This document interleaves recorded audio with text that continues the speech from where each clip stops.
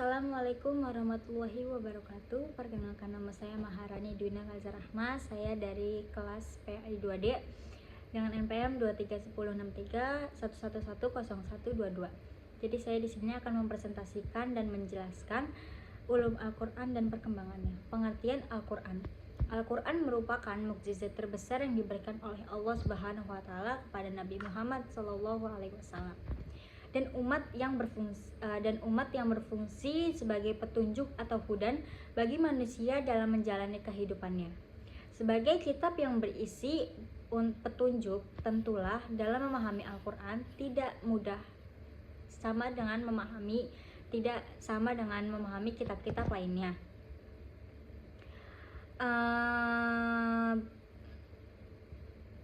Dengan memahami Al-Qur'an ini secara baik dan benar serta diamalkan dalam kehidupan, maka diharapkan umat Islam menjadi umat yang kafah. Secara etimologi, ulumul Qur'an merupakan gabungan dari kata bahasa Arab yaitu ulum dan Al-Qur'an. Ungkapan ulumul Qur'an berasal dari bahasa Arab. Kata ulum merupakan bentuk jamak dari kata ilmu. Ilmu yang dimaksud di sini adalah sejumlah materi pembahasan yang dibatasi ketentuan, tema, dan tujuannya. Adapun Al-Qur'an sebagai didefinisikan ulama fikih dan ulama bahasa adalah kalam Allah yang diturunkan kepada Nabi yaitu Nabi Muhammad SAW. Menurut istilah pengertian ulumul Qur'an didefinisikan oleh beberapa para ulama, antara lain yang pertama, menurut Manna al-Khattan, ulumul Qur'an adalah ilmu yang mencakup perbahasaan dan berkaitan dengan Al-Qur'an dan sisi informasi tentang asbabun nuzul atau sebab turunnya Al-Qur'an. Kodifikasi dan tertib penulisan Al-Qur'an, ayat-ayat yang diturunkan di Mekah, atau Makkiyah, dan ayat-ayat yang diturunkan oleh Madinah atau Madaniyah, dan hal-hal lainnya yang berkaitan dengan Al-Qur'an. Yang kedua, menurut Muhammad Ibn Azhim Az-Zarqani, ulumul Qur'an adalah beberapa pembahasan yang berkaitan dengan Al-Qur'an dari sisi turunnya, urutan perkumpulannya, kodifikasinya, cara pembacanya, penafsirannya, atau kemukjizatan, nasikh, mansukh, penolakan, hal-hal yang dapat menimbulkan keraguan terhadap serta hal lainnya. Yang ketiga, menurut Abu Syahbah, ulumul Qur'an adalah sebuah ilmu yang memiliki banyak objek pembahasan yang berhubungan dengan Al-Qur'an, mulai dari proses penurunannya, urutan penulisannya, kodifikasinya, cara pembahasannya, penafsirannya, kemukjizatannya, mansukhnya, muhkam mutasyabihnya, serta pembahasan lainnya. Yang B, ruang lingkup pembahasan ulumul Qur'an. Ulumul Qur'an merupakan salah satu ilmu yang mempunyai ruang lingkup pembahasan yang luas. Ulumul Qur'an meliputi semua ilmu yang ada kaitannya dengan Al-Qur'an, baik berupa ilmu-ilmu agama seperti ilmu balaghah dan ilmu i'rab Al-Qur'an, dan masih banyak lagi.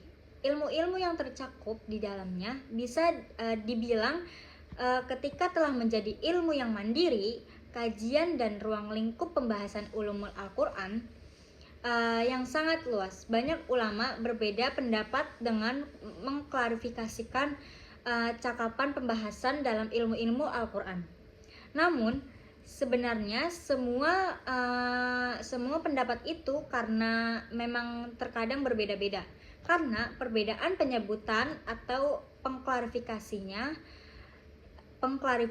ilmu saja.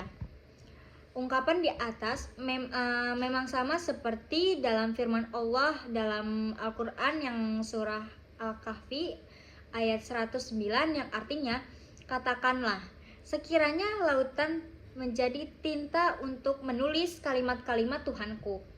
Sesungguhnya habislah lautan itu sebelum habis ditulis kalimat-kalimat Tuhanku. Meskipun kami datangkan tambahan sebanyak itu pula. Quraisy Sibab dengan mengklarifikasikan materi pembahasan ulumul Quran dengan membagi ke dalam 4 komponen. Yang pertama, mengenal terhadap Al-Quran.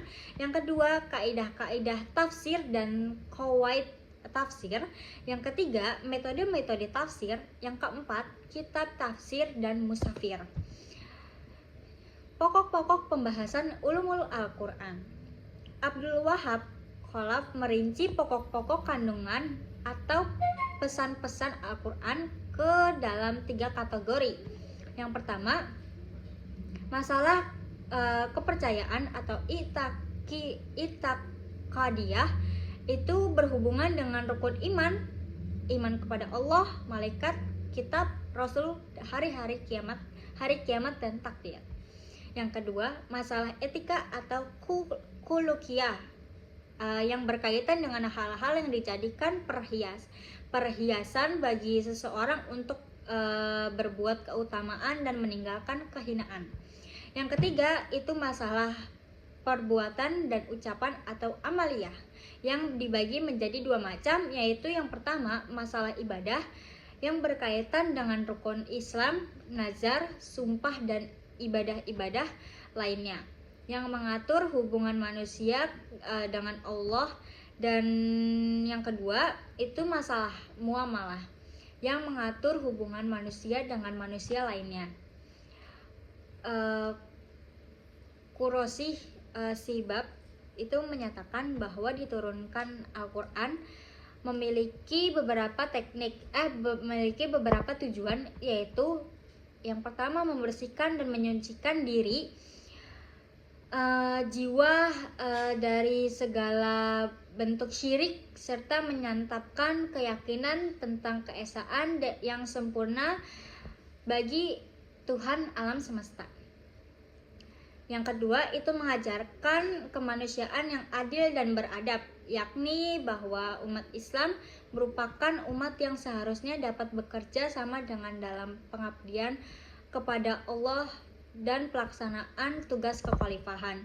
Yang ketiga, itu menciptakan persatuan dan kesatuan bukan saja antar suku atau bangsa, melainkan juga kesatuan alam semesta, kehidupan dunia dan akhirat, natural dan spiritual.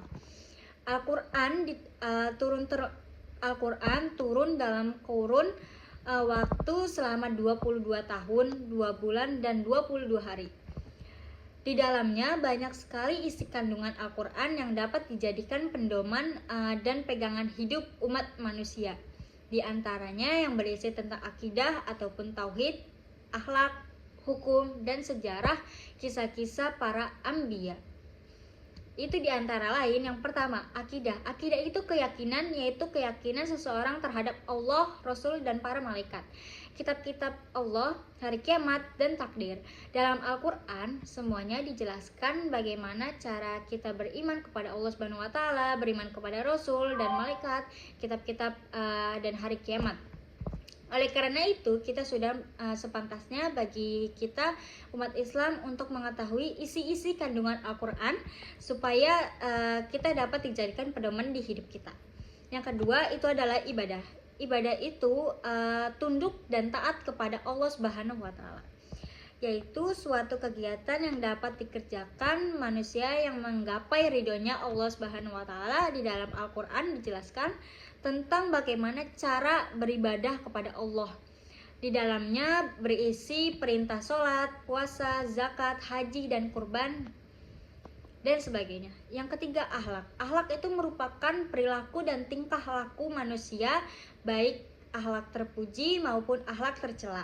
Di dalam Al-Quran menjelaskan tentang bagaimana perilaku akhlak yang baik, seperti Rasulullah SAW disebut dengan uswatun hasanah, yang dapat kita jadikan contoh pedoman dalam kehidupan kita. Sebaliknya, di dalam Al-Quran juga dijelaskan contoh akhlak yang buruk, Yang keempat itu adalah hukum.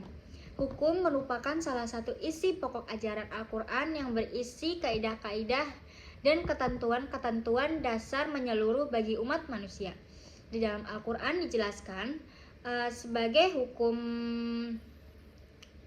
di antara lainnya itu ada hukum jinayat, hukum muamalat, hukum munakohat, hukum faroid, dan jihad. Yang kelima, peringatan.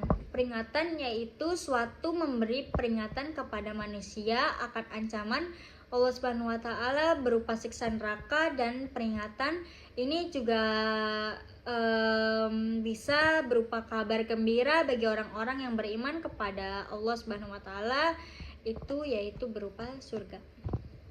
Di dalam Al-Qur'an banyak sekali yang berisi peringatan-peringatan kepada kita agar kita tidak melanggar perintah Allah, seperti perintah larangan khamar, peringatan tentang agar kita tidak mendurhakai orang tua, terus peringatan agar kita tidak menyekutukan Allah Subhanahu wa taala. Yang keenam adalah kisah. Di dalam Al-Qur'an juga banyak sekali yang berisi tentang kisah-kisah. Itu adalah kisah para nabi dan rasul, kisah hari kiamat, dan kisah orang-orang yang terdahulu, seperti kisah orang-orang yang mendalami kehinaan akibat durhaka kepada Allah Subhanahu wa taala, dan kisah orang-orang yang mendapatkan kejayaan dan kemuliaan di sisi Allah karena ketaatan dan keimanan. Yang ketujuh, dasar ilmu pengetahuan, sains, dan teknologi. Di dalam Al-Quran juga berisi tentang ilmu pengetahuan, sains, dan teknologi. Itu bersifat agar dikembangkan guna untuk kemaslahatan dan kesejahteraan pada manusia. Nah, pembahasan yang keempat itu perkembangan ulumul Al-Quran. Pada mulanya, mushaf para sahabat berbeda sama sekali antara satu dan lainnya. Mereka mencatat bahwa Al-Quran tanpa pola penulisan standar, karena umumnya dimaksudnya itu untuk kebutuhan pribadi, tidak ada rencana yang diwariskan kepada generasi sesudahnya. Itu tuh diantara lain ada tambahan dan penjelasan Nabi Muhammad SAW.